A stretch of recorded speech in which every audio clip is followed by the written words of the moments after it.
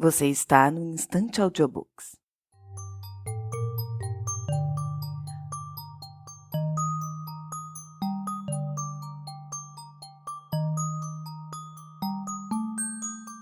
Às vezes, tudo que parece faltar para a felicidade é um pequeno acaso, um número, um bilhete, uma possibilidade.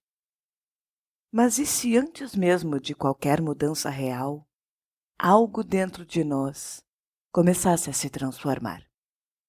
E se a simples ideia de ganhar alguma coisa fosse suficiente para revelar desejos escondidos, pensamentos silenciosos e verdades que nem sempre queremos encarar?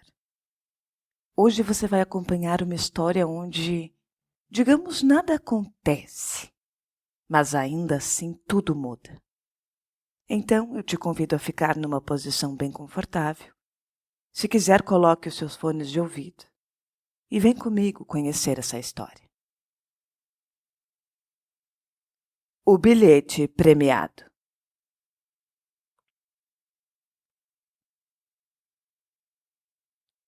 Ivan Dmitrich, um homem de classe média, que gastava em média com a família 1.200 rublos por ano, e muito satisfeito com a sua sorte, um certo dia, depois de jantar, ele se sentou no sofá e começou a ler o jornal. Ai, me esqueci de dar uma olhada no jornal de hoje, disse a sua mulher tirando os pratos da mesa. Dá uma olhadinha se não saiu os números da loteria. Deixa eu ver. Saiu sim, respondeu Ivan Dmitrich. Mas você não tinha perdido o seu bilhete no penhor? Não, eu fui levar os juros na terça-feira e o encontrei. E que número era? Era a série 9499 no bilhete 26. Deixa eu ver, 9499, 26. Ivan Dmitrich não acreditava em sorte de loteria, porque numa outra ocasião ele jamais teria conferido a tabela de triagens. Mas só que agora, por falta de assunto e porque o jornal já estava mesmo diante dele, ele passou o dedo de cima para baixo pela coluna dos números de série. E no mesmo instante, meio que zombando da sua falta de fé, logo na segunda linha de cima, apareceu diante dos seus olhos, nítido e claro, o número 9499.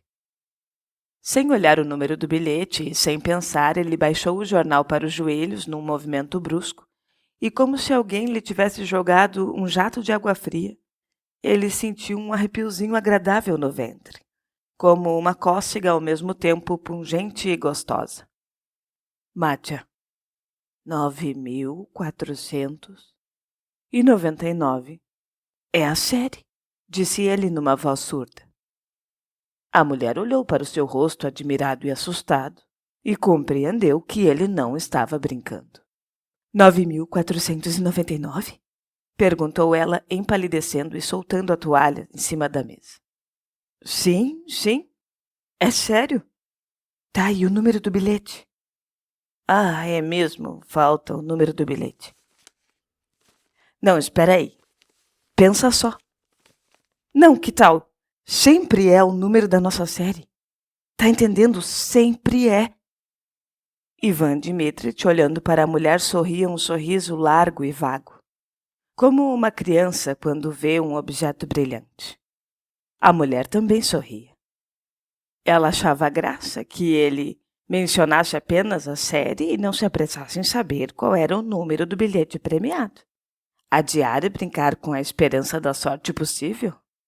É tão doce e tão arrepiante. Tem a nossa série, disse Ivan Dmitrich após um longo silêncio. Portanto, há probabilidade de que a gente tenha ganhado. Apenas uma probabilidade, mas ela existe. Bom, agora olha só. Espera. Temos tempo para nos desiludirmos. A série está na segunda linha de cima, quer dizer, o prêmio é de 75 mil. Isso não é dinheiro, é mais uma força, um capital. E se eu olhar para a tabela e vir 26? Hã?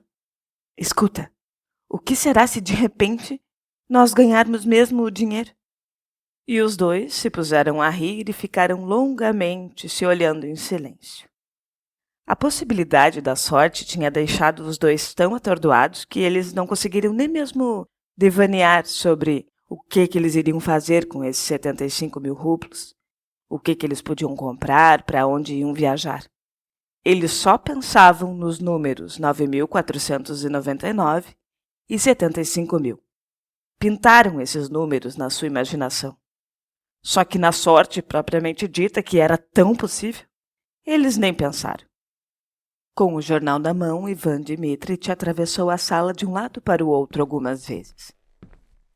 E só então, um pouco mais calmo, depois daquela primeira impressão, ele começou aos poucos a sonhar. Tá bem, e se ganharmos mesmo? Ele disse. Só que isso vai ser vida nova. Toda uma catástrofe. O bilhete é teu. Mas se ele fosse meu, a primeira coisa que eu faria, naturalmente, seria comprar um imóvel qualquer por uns 25 mil. Não sei, algo como uma granja. Depois uns 10 mil para as despesas imediatas, um mobiliário novo, uma viagem, pagar as dívidas, etc. E os 40 mil restantes iriam para o banco. Com juros de... sim, uma granja. Isso é bom, disse a mulher se sentando e cruzando a mão nos joelhos. Eu pensei em algures, na província de Tula ou de Orlov. Em primeiro lugar, isso dispensa uma casa de campo e, em segundo, vai ser sempre uma renda, não é? E na sua imaginação se aglomeravam as possibilidades, cada qual mais risonha e poética. E em cada uma delas ele se via satisfeito, sossegado, saudável, aconchegado, até quente. Ele podia acabar tomando um refresco bem gelado, deitado de barriga para cima sobre a areia quente ao lado de um riacho, ou num jardim na sombra de uma tilha. Podia fazer calor. O filho e a filha brincam ao lado e cavocam a areia ou caçam bichinhos na grama. Ou então ele cochila deliciosamente, não pensa em nada, e sente com o corpo inteiro que não tem que ir para o emprego nem hoje e nem amanhã, nem depois de amanhã. E quando enjoar de ficar deitado, ele vai para o campo, ver cortar o feno, ou para o bosque colher cogumelos, ou olhar os mujiques pescando de rede. E quando o sol se pôr, ele pode pegar uma toalha, o sabonete, e vai sem pressa tomar banho, tira a roupa lentamente, esfrega longamente o seu peito nu com as palmas das mãos. Depois ele entra na água. Bom, e na água, ao lado dos foscos círculos de sabão, brincam peixinhos, balouçam juncos verdes. Depois do banho no rio, talvez um chá com creme e rosquinhas doces. À noite, um passeio ou um joguinho de cartas com os vizinhos. Sim, seria muito bom comprar uma granja, diz a mulher sonhando também. E dava para ver pelo seu rosto que ela estava enfeitiçada com os seus pensamentos. E Ivan Dmitritch imagina o outono com chuvas, noites frias e veraneio. Nessa época é preciso passear bastante pelo jardim de propósito para poder esfriar bem o corpo e depois entornar um bom cálice de vodka e quebrar com um cogumelo em salmoura ou um pepino azedo e depois entornar outro. As crianças vêm correndo da horta carregando cenouras ou nabos, cheirando a terra fresca. E depois a gente se joga no sofá, sem pressa, folheia algumas revistas ilustradas, e depois cobre o rosto com a revista, desabotou o colete, entrega-se à sonolência. Porque depois do veraneio vem o tempo feio e lamacento. Chove dia e noite e as árvores desfolhadas choram, o vento é úmido e frio. Cachorros, cavalos, galinha, tudo está molhado, tristonho e encolhido. Não tem mais passeios, a gente não pode nem sair de casa. E fica o dia inteiro andando de um lado para o outro, olhando o tristonho pelas janelas embaçadas. Um tédio. Sabe, Mátia, eu iria para o estrangeiro, ele disse. E então se pôs a pensar em como seria bom, em pleno outono, viajar para o exterior, para o sul da França ou a Itália, ou até mesmo para a Índia. Ah, eu também. Com certeza iria para o estrangeiro, disse a mulher. Mas anda, homem, confira o número do bilhete. Um momento, espera. E ele passeava pela sala e continuava pensando. E então lhe veio uma ideia. E se de fato a sua mulher resolvesse ir para o estrangeiro? Porque viajar sozinho é bom, ou na companhia de pessoas leves, mulheres leves e despreocupadas, que vivem o momento presente, e não com essas que passam a viagem inteira só pensando e falando dos filhos, suspirando, se assustando e tremendo por causa de cada copeque. E então Ivan Dmitritch começou a imaginar a sua mulher no vagão, com uma infinidade de trouxinhas, embrulhos e cestas. E ela suspira e se queixa que a estrada lhe causa dor de cabeça, que já gastou muito dinheiro. E a toda hora ele tem que correr para a estação para buscar água quente, pão com manteiga, água fria. E almoçar ela não pode, porque fica muito caro. Não, mas não é que ela iria me pedir contas do meu copeque, pensou ele olhando de esguelha para a mulher. Porque o bilhete é dela e não meu. E também para que ela quer ir para o exterior? O que é que ela nunca viu por aí? Vai ficar plantada num quarto de hotel e eu não vou poder nem me mexer, eu sei disso. E pela primeira vez na vida ele reparou como a sua mulher estava velha, feia, toda impregnada de cheiro de cozinha. E ele, pelo outro lado, ainda estava moço, sadio, forte, bom até para casar de novo. Naturalmente, tudo isso são tolices e bobagens, pensava ele. Mas quando que ela iria para o estrangeiro? E o que é que ela entende daquilo? Mas que ela iria mesmo. Ah, eu bem sei disso. Mas no entanto, assim que ela recebesse o dinheiro, ela logo me trancaria 7 chaves, sabe? Do jeito que as mulheres fazem. Esconderia o dinheiro de mim e iria fazer beneficência com toda aquela parentada dela. Só que para mim ela ia pedir as contas de cada centavo. E Ivan Dmitritch se lembrou daquela parentada toda. Os irmãos e irmãs, tios e tias. Assim que eles soubessem dessa sorte grande, eles sairiam das suas tocas e viriam todos pedinchando, sorrindo suntuosamente. Um bando de hipócritas. Sabe, gente mesquinha, desagradável. Se a gente dá para eles, eles pedem mais.